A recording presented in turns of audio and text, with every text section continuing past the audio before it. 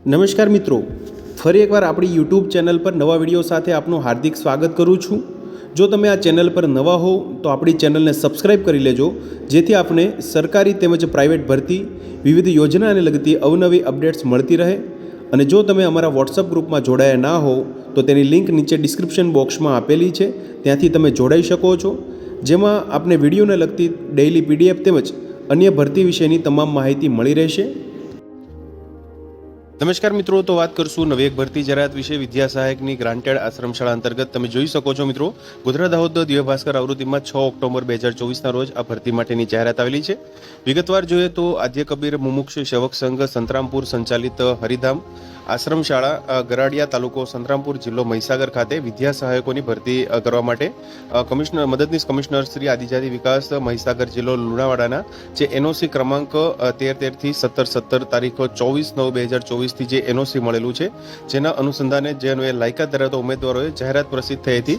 દિવસ 15માં નીચેના સરનામે આરપીડી એટલે કે રજિસ્ટર પોસ્ટ એડીથી નીચે મુજબની વિદ્યા સહાયકની ભરતી માટે લાયકાત ધરાવતા ઉમેદવારો પાસેથી અરજીઓ મંગાવવામાં આવે છે। તો તમે જોઈ શકો છો મિત્રો, વિદ્યા સહાયક માટેની ગણિત વિજ્ઞાન વિષય માટે એક જગ્યા છે મિત્રો, જેમાં બિન અનામત કેટેગરી એટલે કે જનરલ કેટેગરીના ઉમેદવારો માટેની આ જગ્યા છે મિત્રો।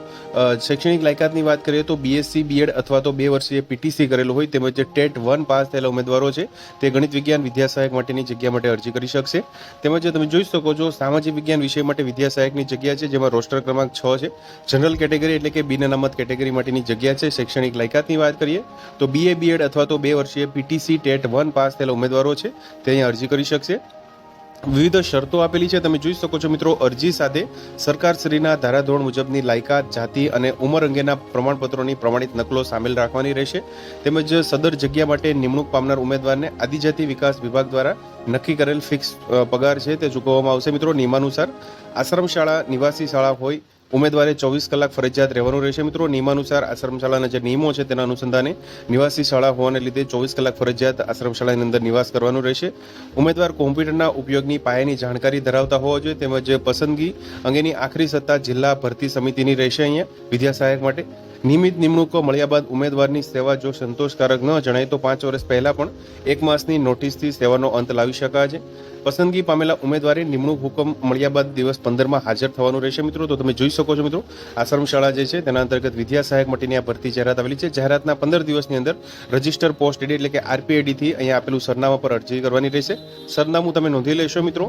પ્રમુખ શ્રી આદ્ય કબીર મુમુક્ષ સેવક સંઘ સંતરામપુર શબ્દવિલાસ કોલેજ રોડ મૂ પોસ્ટ તાલુકો સંતરામપુર જિલ્લો મહીસાગર ખાતે જાહેરાતના 15 દિવસની અંદર અરજી કરવાની રહેશે મિત્રો। તો તમે જોઈ શકો છો મિત્રો, 6 ઓક્ટોબર 2024ના રોજ આ ભરતી માટેની જાહેરાત આવેલી છે મિત્રો। ગણિત વિજ્ઞાન વિષય તેમજ સામાજિક વિજ્ઞાન માટે જનરલ કેટેગરી માટેની આ જગ્યા છે વિદ્યા સહાયક માટે, જે ગ્રાન્ટેડ આશ્રમ શાળા છે મિત્રો, જે આદ્ય કબીર મુમુક્ષ સેવક સંઘ સંતરામપુર સંચાલિત હરિધામ આશ્રમ શાળા જે ગરાડિયા ખાતે આવેલી છે મિત્રો, જેમાં આ વિદ્યા સહાયકની ભરતી જાહેરાત છે। તો મિત્રો, જો વિડીયો પસંદ આવ્યો હોય તો લાઇક કરજો, તેમજ તમારા મિત્રો સુધી શેર કરજો। વધુમાં ચેનલને સબસ્ક્રાઈબ કરી લેજો, જેથી આપને આવી વિવિધ માહિતી મળતી રહે। મિત્રો, વિડીયો જોવા બદલ આપનો ખૂબ ખૂબ આભાર।